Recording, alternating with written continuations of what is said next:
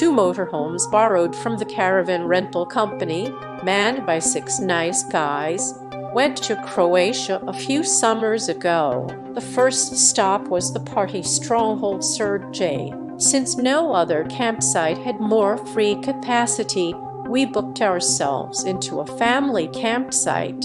During the day, this was the best decision, as the campsite has a large floating bouncy castle bought. In the evening, however, it took revenge.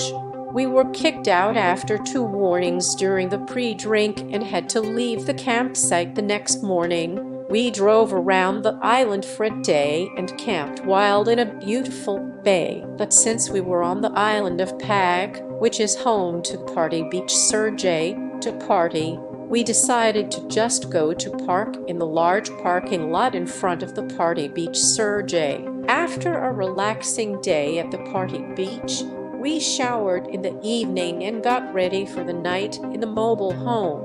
The night of partying was celebrated in the various clubs such as Calypso, Papaya, where Steve Aoki showcased his skills, and Oe Beach Club and Aquarius. The next morning, at 9 a.m., someone knocked violently on the mobile home door. Drowsily we opened the door, and 2 young men with white shirts and sneakers pretended to be police who want money as punishment for wild camping.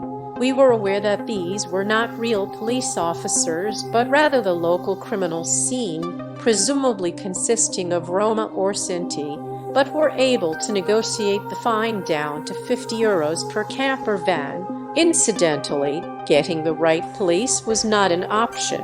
Firstly, we wanted to keep using our tires without being punctured, and secondly, the policemen would probably have pulled us off themselves. Bottom line, it was still cheaper than the campsite. A bit hungover and just realizing that we had been pulled off, we headed towards southern Croatia with the motorhomes.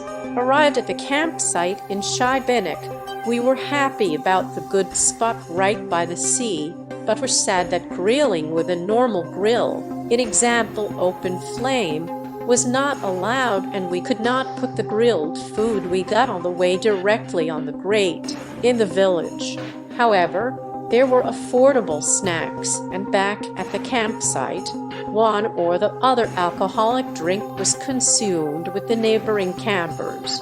The next day, the bikes were mounted and a 1-hour bike ride to the Waterfalls was undertaken. The Krka River has formed a unique canyon landscape in southern Croatia between the cities of Zadar and Split, in which numerous emerald green natural pools and a total of 7 waterfalls are hidden. A very nice place, good for refreshing, but you can only swim in the closed area, not directly at the waterfalls. When we returned to the campsite after the trip to the national park, we had to worry about dinner. Luckily, the campsite caretaker was relaxed and allowed us to have a barbecue in the parking lot where no nearby trees could have caught fire.